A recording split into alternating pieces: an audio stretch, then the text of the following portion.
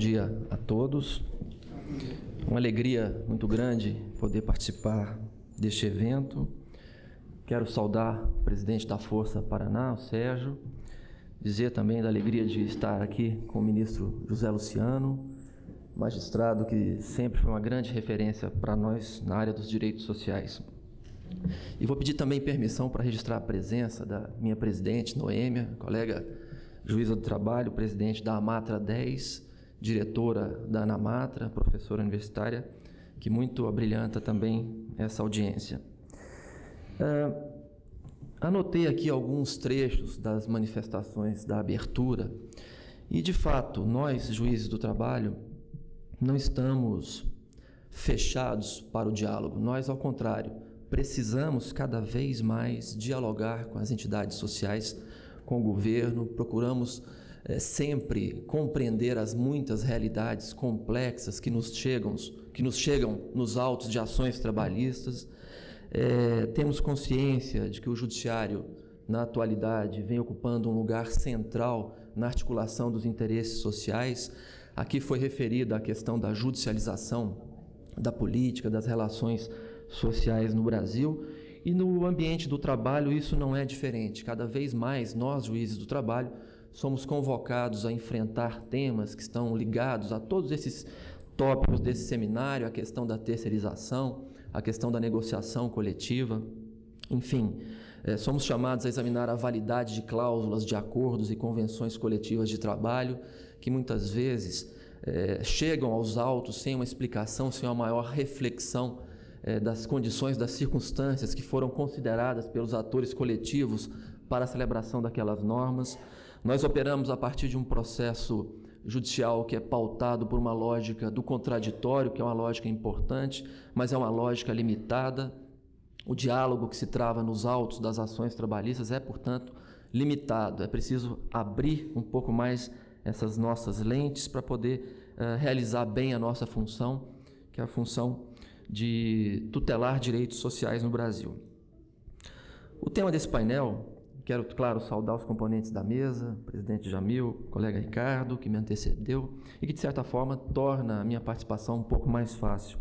Não vou aqui falar da súmula 331, que é uma tentativa, representa uma tentativa da jurisprudência de confinar esse fenômeno da terceirização a um padrão que se reconheceu mínimo, mas que a realidade vem tensionando, vem pressionando, vem impondo a própria revisão desses fundamentos. A terceirização é um tema extremamente atual, extremamente relevante, e eu quero desde logo deixar aqui uma advertência. Tudo que disser representa a minha opinião pessoal, uma opinião pessoal de alguém que lida há 22 anos, que atua há 22 anos como juiz do trabalho, e que talvez reconheça ou mantenha contato apenas com uma das faces desse fenômeno, que é a face dos problemas sociais que gera. É bem verdade que a terceirização poderia ser examinada do ponto de vista econômico, do ponto de vista jurídico e também do ponto de vista social. A nossa abordagem ela é essencialmente jurídica a partir da realidade social que produz. E, claro, nós temos nesse embate forças antagônicas, de um lado, aqueles que preconizam a necessidade de ampliação cada vez mais da terceirização. Há um canto da sereia que diz que a terceirização propicia uma maior especialização, propicia maior eficiência, ganho de produtividade, permite a inserção das empresas num cenário de economia globalizada. Dizem até que a terceirização gera empregos, amplia os níveis de empregos formais no Brasil. Claro, esse é um ponto de vista que tem que ser considerado, mas que me parece facilmente desmentido pela própria realidade. Nós temos, na Justiça do Trabalho, um volume imenso e cada vez maior de ações que veiculam o tema da terceirização, e essas ações demonstram que esse fenômeno econômico acaba ensejando nada mais, nada menos do que a precarização dos direitos trabalhistas. Baixos salários, alta rotatividade de mão de obra, os trabalhadores não são inseridos de maneira permanente, efetiva, nas empresas para as quais prestam serviços, acabam sofrendo lesões sistemáticas a seus direitos trabalhistas, empresas voláteis, empresas que abrem e fecham, sem patrimônio capaz de responder às inúmeras condenações judiciais que têm sido desferidas. Mas o próprio SEBRAE tem enaltecido, vem aplaudindo esse fenômeno da economia, que é vendido como uma ferramenta de modernização, de gestão de pessoal, dizendo, por exemplo, que 68% dos 10 milhões de trabalhadores terceirizados no Brasil são formalizados. Esse total representa mais de 25%, mais de um quarto da mão de obra ativa no Brasil. E o que nós observamos? Que a terceirização está presente nos tribunais. Eu estive convocado para atuar no Tribunal Superior do Trabalho em 2009, durante um ano, e naquele período 2 empresas de terceirização se sucederam na execução de contratos vinculados a fornecimento de mão de obra da área de limpeza, asseio e transporte. É interessante que no seio da nossa mais alta Corte Judicial Trabalhista, as empresas de terceirização violam, lesionam os direitos trabalhistas básicos, vale transporte, ticket refeição, depósitos do fundo de garantia, contribuições previdenciárias não são recolhidas, e nós, na Justiça do Trabalho, ficamos tentando reverter esse prejuízo que é causado por esse fenômeno. O nosso painel diz dos efeitos nocivos ao trabalhador a partir da terceirização. Eu comecei a enumerar aqui inúmeros, e o primeiro deles é a dificuldade que se estabelece a partir do enquadramento sindical. Estava participando de um evento similar em São Paulo, tempo atrás, e trouxe a minha visão, de certa forma, reconheço, preconceituosa em relação a esse fenômeno que é a terceirização. Estava ali presente um sindicalista do setor de serviços terceirizados. E eu dizia, naquela ocasião, a terceirização, as empresas de terceirização não configuram a categoria econômica. A terceirização é um critério de organização da produção. A terceirização, ela é realizada a partir de empresas que eu chamei de apêndices. São empresas que se integram, que se alojam no seio de outras empresas, estas sim, passíveis de ter o seu enquadramento sindical claramente definido, e que deixam seus trabalhadores sem os direitos que são reconhecidos aos trabalhadores dessas empresas tomadoras. A terceirização, a partir da jurisprudência, vem sendo regida pela súmula 331, que já foi aqui mencionada, e o Tribunal Superior do Trabalho construiu um critério das atividades meio e atividades fim. O que seria uma atividade meio? O que seria uma atividade fim? Toda a doutrina reconhece a dificuldade de definição, de conceituação objetiva do que vem a ser atividade meio. Tivemos uma greve na USP, do pessoal terceirizado, de limpeza, asseio e conservação, que parou a universidade. Isso só prova que os meios são essenciais aos fins, que não se consegue chegar aos fins sem os meios, de tal sorte que os meios estão, sim, integrados aos fins. E a terceirização acaba representando, na visão de um colega um pouco mais contundente nas palavras que diz, representando um câncer para os direitos sociais. É a porta aberta para a precarização.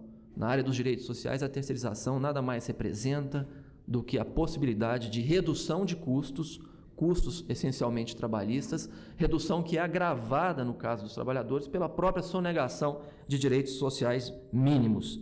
Mas eu dizia do primeiro reflexo em relação ao enquadramento sindical. Como definir o enquadramento sindical de empresas de prestação de serviços terceirizados que oferecem desde marceneiros a secretárias bilíngues, executivas, desde jornalistas a marceneiros, a químicos, um contrato social imenso, recheado de atividades que, numa visão clássica, tradicional, estariam vinculadas a segmentos profissionais diversos. Qual o critério preponderante da atividade do empregador que tem que ser considerado numa hipótese como essa? E a jurisprudência tem sido chamada a enfrentar essa realidade. Seria o critério quantitativo, o número de empregados, o maior número de empregados a uma dessas determinadas atividades, é que deve pautar o enquadramento sindical dos trabalhadores? Ou, diferentemente, cada segmento empresarial visitado por essa empresa deveria reger, as normas coletivas desses setores deveriam reger essas relações de emprego? Esse é um critério que me parece o mais objetivo. Cada segmento empresarial que é visitado por uma empresa de terceirização acaba atraindo as normas coletivas para os contratos de trabalho dos trabalhadores terceirizados. É a primeira dificuldade do enquadramento sindical, porque a terceirização ela acaba promovendo a fragmentação da organização sindical. Outro efeito negativo, quando se fala em ampliação da terceirização, em superação, como se pretende nesses projetos de lei, num deles específico, o deputado Sandro Mabel, a terceirização ampla, o que vai acontecer na prática? É a redução dos postos diretos de trabalho. Se a empresa pode terceirizar e ela não faz isso para gerar postos, como sustenta o SEBRAE, de trabalho, não faz isso apenas com esse objetivo, na verdade, é redução de custos, e quem paga essa conta são os trabalhadores. Os postos formais de trabalho são reduzidos. Nós temos o caso do setor bancário. O setor bancário é curioso, porque nós temos as instituições financeiras que compõem grupos econômicos juntamente com bancos, e o Banco Central reconhece que agora passou a reconhecer de uns anos para cá a figura dos correspondentes bancários. Uma ideia ótima que procurou levar o acesso ao sistema financeiro para os grandes rincões desse país, mas que na prática vem sendo desvirtuada. Os bancos hoje estão terceirizando para empresas do mesmo grupo econômico, que se qualificam como correspondentes bancários, atividades que são nucleares, essenciais, tipicamente bancárias. Só que, claro, sem observar os direitos trabalhistas próprios da categoria dos bancários. Então, vejam, o TST editou a súmula 55, que reconhece o direito à jornada limitada para os trabalhadores das instituições financeiras, a mesma jornada dos bancários. E no caso dos correspondentes bancários, que exercem, desenvolvem atividades finalísticas das instituições bancárias, não caem na regra geral, na vala comum dos direitos trabalhistas para as categorias ainda não contempladas com normas especiais. Outro efeito que reputo extremamente danoso é o congestionamento do judiciário trabalhista. Acho que os colegas aqui que participam, os advogados que atuam no seu trabalho, sabem que o volume crescente de ações discutindo responsabilização subsidiária, não apenas por verbas trabalhistas, mas por verbas que são marcadas com gotas de sangue, como no caso das indenizações por danos morais e materiais resultantes de acidentes de trabalho. A terceirização, como eu disse, ela precariza, ela busca reduzir custos na área dos direitos trabalhistas. As condições de trabalho são péssimas. E os acidentes de trabalho no setor terceirizado, os acidentes são em índice elevadíssimos. Eu coletei aqui um dado do DIEESE, do Sindeletro Minas Gerais, a subseção do DIEESE, em 2010. Entre 2006 e 2009, houve 239 mortes de trabalhadores, das quais 193 terceirizados. Vejam, a situação da terceirização é dramática. Pesquisa, dados do Ministério do Trabalho e Emprego do ano de 2005, 8 em cada 10 acidentes do trabalho envolvem terceirizados. Vejam, os dados não são reais, porque existem muitos outros dados da economia informal que não são trazidos para as estatísticas. Então, além disso, além da alta rotatividade, além da lesão sistemática, da redução de postos formais de trabalho, das dificuldades para enquadramento sindical, do calote sistemático, os padrões salariais dos terceirizados, por uma questão óbvia, lógica, é inferior ao padrão salarial dos trabalhadores diretamente contratados. Na faixa de 1 a 2 salários mínimos, por exemplo, estão aí 48% dos terceirizados. Em relação aos empregos diretos, contratação direta, nessa faixa, 29% dos trabalhadores contratados diretamente. A alta rotatividade de mão de obra, que impede o trabalhador de se inserir na dinâmica empresarial, se sentir parte daquela atividade produtiva, é também outro dado que impacta o próprio FAT, o Fundo de Amparo ao Trabalhador. trabalhador que experimenta momentos de emprego, desemprego, isso gera uma instabilidade econômica, gera uma instabilidade pessoal, não se consegue planejar o futuro, não se consegue prever que tipo de atividade de formação eu vou poder desenvolver. Em síntese, talvez a minha visão seja um pouco catastrófica, mas a terceirização, na prática, a partir da experiência que vejo nas ações trabalhistas, só promove, insisto, prejuízos aos trabalhadores. Nós teríamos alguns julgados do Tribunal Superior do Trabalho que vêm procurando responder a essa nova realidade de expansão do fenômeno da terceirização. Porque o TST, embora tenha tentado trabalhar com os critérios de atividade meio e atividade fim, é fato que a própria realidade tensiona e traz situações não antes imaginadas. Há um colega, o ministro Luciano lembrava outro dia numa palestra, que já sustentou que no Brasil hoje tudo, a partir desse critério aberto, desse conceito indeterminado, se pode terceirizar. Absolutamente tudo. E esse colega espirituoso dizia, menos a atividade fim do casamento. Aí alguém mais espirituoso ainda dizia, há controvérsias. Mas eu não quero entrar nessa celeuma, porque não é tema da nossa atividade, da nossa exposição. Falou-se aqui várias vezes na agenda do trabalho decente, no diálogo social. O que a terceirização faz a partir dos dados que são apurados, dados reais, dados concretos? Nada mais, nada menos do que conspirar contra a efetividade dos direitos sociais. O judiciário, hoje mais do que nunca, ocupa, como já foi dito antes, um lugar central. O Supremo Tribunal Federal vem meditando decisões aí louváveis, algumas, criticáveis, outras, enfim, dependendo do nosso ponto de vista, mas o fato é que o judiciário brasileiro, já há muito tempo, vem inovando na ordem jurídica. E eu sei que os sindicatos se queixam muito da Justiça do Trabalho em relação à contenção dessa expansão, ou dessa tentativa de expansão, de modernização das relações de trabalho a partir das negociações coletivas.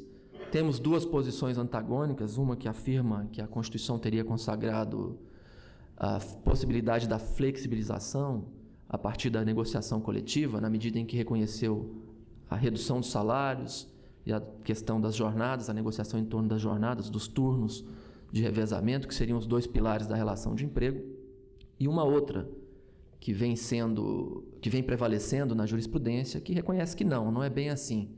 Os direitos sociais são fruto de um processo histórico, de um longo processo histórico. Nós temos um movimento chamado de constitucionalismo social, que surge, sobretudo, a partir do início do século passado, e a nossa Constituição consagra, lá no seu artigo 7º, um princípio, na cabeça do artigo, um princípio que para nós, juízes do trabalho, é muito caro, que é o princípio da proibição do retrocesso social. As normas sociais trabalhistas nada mais fazem do que efetivar, em última análise, um outro fundamento da República, que é a dignidade da pessoa humana. A terceirização, nesse sentido, por todos os resultados que gera do ponto de vista social, seria, talvez seja ousado sustentar, inconstitucional, porque ela viola, ela precariza, ela ofende, ela agride os direitos sociais trabalhistas. Ela promove, como nós já dissemos, a desinserção, se é que essa palavra existe, do trabalhador, impede a inserção do trabalhador na empresa, descola o seu vínculo jurídico do vínculo de produção no qual ele está inserido, através de um biombo de uma empresa de fachada, como regra voltada, vocacionada à lesão sistemática de direitos trabalhistas. Enfim, esses projetos de lei que estão tramitando no Congresso buscam trazer algum tipo de disciplina jurídica, além daquela já posta na súmula 331, que é fruto da jurisprudência. E certamente esse debate não se esgotará, porque o judiciário trabalhista, como nós sabemos, vem agindo num protagonismo que pode ser criticado, mas que tem um compromisso com essa ideia matriz, com esse constitucionalismo social de afirmação da dignidade da pessoa humana, que no campo trabalhista é realizado através dos direitos trabalhistas. Esse é um debate, claro, que não se esgotará. Inúmeras ações serão propostas, mesmo com base em qualquer dessas leis que sejam editadas, mas nós temos na Constituição inúmeros princípios que são ideias abertas, princípios que indicam a prevalência desse postulado que é essencial de dignidade, de dignificação do trabalho e da pessoa humana. E certamente nós precisamos cada vez mais, juízes do trabalho, aprender com os senhores. Nós estamos aqui, tenho certeza, para aprender. O diálogo não é para ser um monólogo. Vim aqui mais para expor essa minha visão, que é uma visão tópica, setorizada, de alguém que só lida com o lado dramático desse fenômeno, mas tenho certeza que do debate poderão aflorar aqui novas ideias que vão nos ajudar a tentar prestar jurisdição num padrão de justiça mais elevado. Eu agradeço muito, eu não quero me alongar, sei que o tempo ruge, né, mas estou à disposição e agradeço a paciência de todos.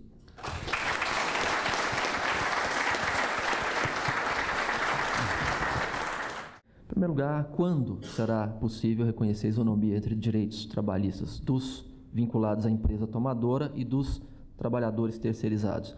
Nós temos na jurisprudência alguns casos do Tribunal Superior do Trabalho que vêm com fundamento na Lei 6.019 de 74, a Lei do Trabalho Temporário, aplicando por analogia é o critério de comparação, de superação de omissões, de lacunas, vem aplicando para situações de terceirização ilegal os mesmos direitos trabalhistas previstos para a empresa tomadora. É o caso do Banco do Brasil, por exemplo, a aplicação analógica da Lei do Trabalho Temporário.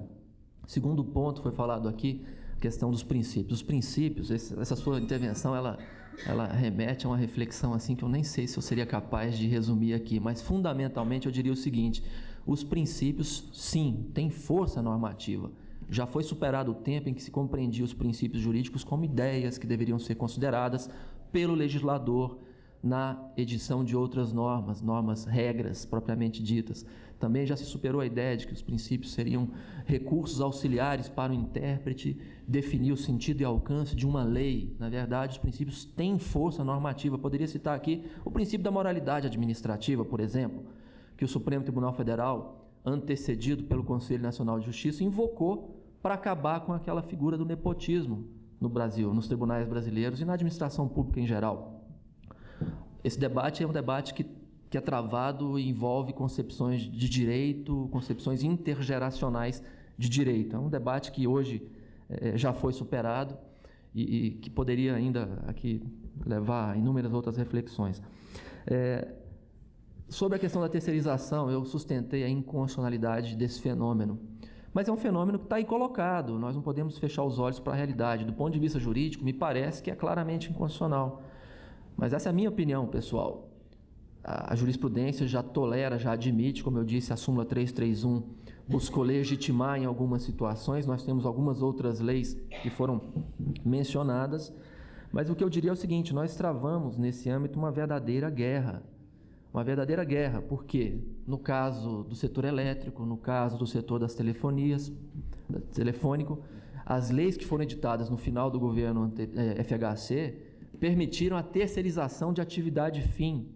Esse é um debate muito interessante que foi colocado. O TST enfrentou e está parado no Supremo até onde me recordo, né? O Supremo deferiu liminares, suspendendo decisões do TST que não reconheciam possível a terceirização de atividade fim, embora previstas em leis que foram trazidas, editadas como marcos regulatórios do setor elétrico e do setor de telefonia. Quer dizer, claramente o TST elegeu uma opção mais comprometida com a visão de um direito social comprometido com os valores fundamentais da República.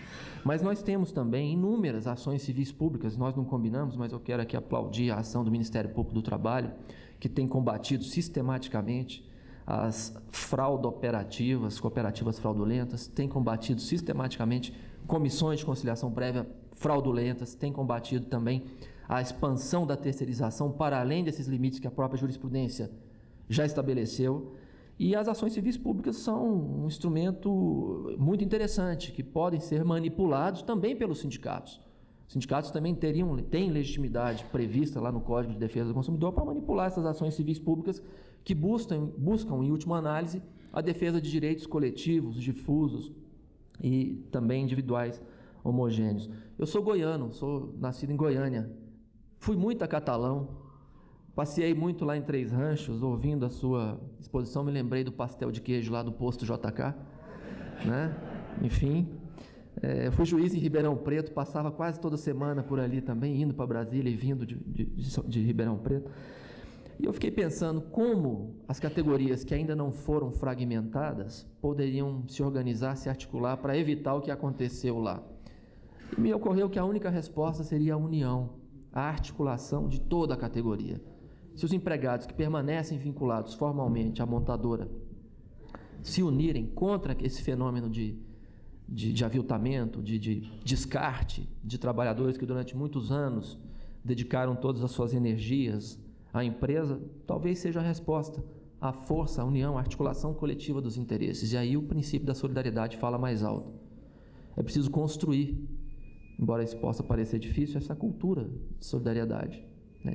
Difundir, demonstrar, envolver os colegas, os trabalhadores que foram vitimados por esse processo de terceirização. Enfim, acho que era isso que eu tinha a dizer, respeitando rigorosamente o tempo.